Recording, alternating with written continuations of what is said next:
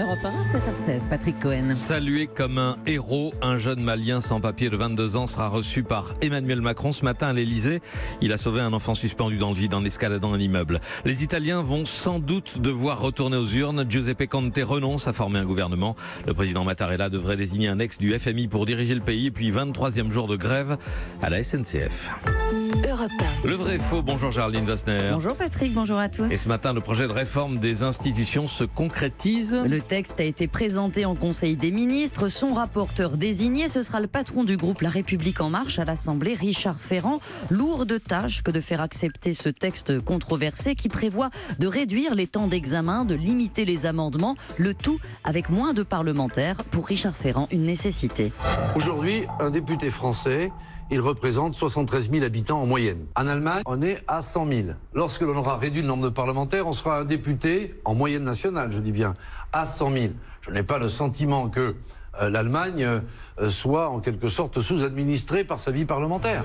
Après la réforme, le nombre de parlementaires sera le même qu'en Allemagne, vrai ou faux? Mais la comparaison n'a aucun sens. Car oui, le Bundestag allemand compte 709 députés. Il y en a 69 au Bundesrat qui représente les régions. Le taux est donc d'un élu pour 106 000 habitants. Sauf que l'Allemagne, c'est un État fédéral et que le Bundestag est très loin d'être seul à légiférer. Lui s'occupe des domaines régaliens, défense, politique étrangère, justice, travail. Mais une grande partie de la législation revient aux Länder, nous confirme notre correspondante Hélène Kohl. C'est 16 États qui ont chacun leur gouvernement et leur assemblée. Ce sont eux qui décident de toute l'éducation, par exemple. Il n'y a même pas de ministre fédéral. À quel âge on entre à l'école, le contenu des programmes. Ils votent les politiques culturelles, le régime pénitentiaire, une grande partie des politiques économiques. À quelle heure on ferme les magasins, par exemple.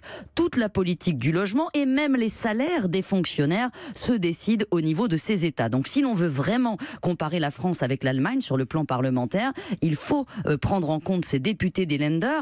Il y en a 1821 dans les 16 parlements. Donc le taux réel de représentation des Allemands, il n'est pas d'un pour 100 000, mais d'un député pour 31 000 habitants. Donc la France, après la réforme, aura bien le plus faible nombre de députés en Europe? Oui, et de loin, puisque la moyenne en Europe est d'un député pour 37 000 habitants, d'où les critiques de ceux qui disent « Attention, baisser le nombre de parlementaires, c'est sans doute populaire, mais ça va couper les élus de leur territoire, ils n'auront plus le temps de connaître les problématiques locales et d'y adapter les lois. » À l'inverse, en Allemagne, cette démocratie de proximité, c'est un principe constitutionnel. L'État fédéral, par exemple, décide de sortir du nucléaire, ça c'est le cadre, mais un land peut parfaitement décider de construire des centrales à charbon pour le faire.